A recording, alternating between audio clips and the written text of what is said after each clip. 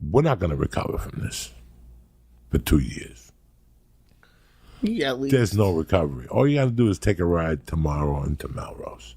That's all you need to do. Tomorrow at 12, take your little VW Bucks there and go over the fucking hill. Just go to Joe's Pizza. Go down to Melrose, down on Crescent Heights, and make a left. And come back home on the 101 and call me. And you let me know what you see the future like in L.A. It's not good. The Comedy Store's not coming back for a while. I hear rumblings about the Laugh Factory. Rumblings are out already about the Laugh Factory. I know the Improv will never close, but they're not opening in the foreseeable future. Yeah, the only thing that's saving some of these other places is like the parking lot shows, and we don't really have parking lots, not in Hollywood at least. Like I said, I talked to Alonzo Bowden yesterday, and he said he did a couple guest sets in La Jolla, and it was great, but it was like crack, like exactly what I told you. I don't want to go on stage like I could do it every night. For me to just go, I could go on stage tonight. You and I both know there's a place we go on stage tonight. A couple people have open mics. I could go every night if I wanted to. I just can't. Right now. First of all, I got to stay safe. There's a lot. Those open mics are kind of dirty. They don't, because they're trying to hide them. The door is closed, so you're in there breathing with 9 or 10 people. So that's not good right there. So you know what? When we're ready for stand-up, we'll be ready for stand-up. That's it. No big deal. I mean, yeah, guys, I'm mourning a little bit. When you see me now, I'm happy. I could swear to you guys, there's no depression. There's no nothing. I'm fucking happy. I'm okay with this.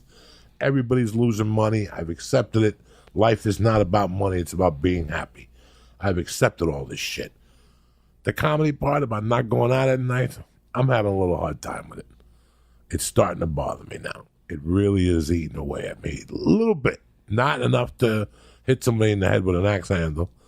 Not enough to yell at my wife. None of that shit. Like, we're cool, me and my wife, the baby. The house is stronger than ever. It's just, I don't see a good future here. So now I got to make my decisions, After this shutdown we did not need. I could have gone all summer. We could have gone all summer, how we were doing with recovery. But this shutdown just destroyed us. And let's be honest, this shutdown is going to be till November, till the election. They're going to shut us down to do the mail-in fucking whatever.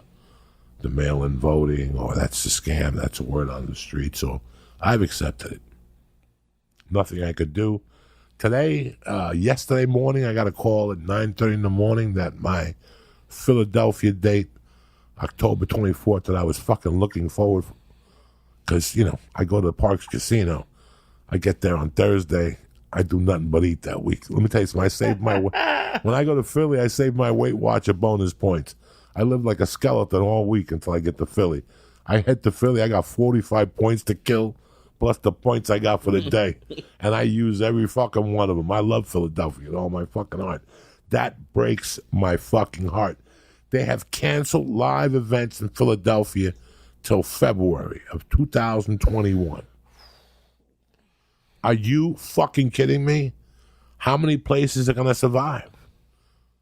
Helium, I love that guy. He's got all those clubs, but how's he going to keep the doors open until February? This is what's actually going on. I just got a call tonight from a dear friend of mine about another friend of mine that's struggling. And I explained to him that after this closing, our friend cannot mathematically make it. He cannot mathematically make it in the business that he does. What he's doing right now is breaking even. If they force him to close again, he hasn't paid rent in 3 months. This is all, and the rent's got to be all paid in full by September 1.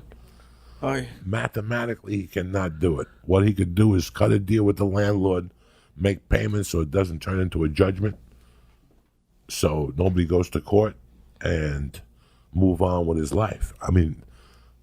The sadness I have is that think of how many people have to close their business, look at each other and go, is this worth the hemorrhage? we worked for 30 fucking years to get to where we are. And we could either stay open because we have loyal employees, or we could give our employees a loyal little check and close this motherfucker up.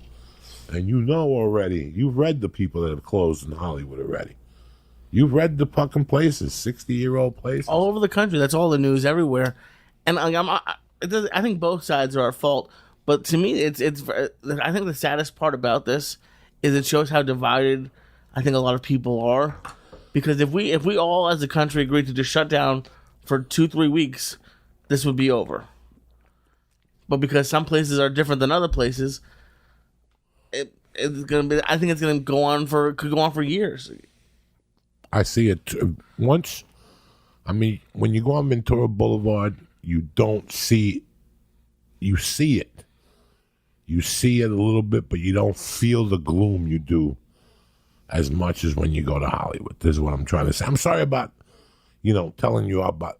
Listen, guys, they can't all be fucking hilarity podcasts. Some of them have to be realism. We have to be real with one another.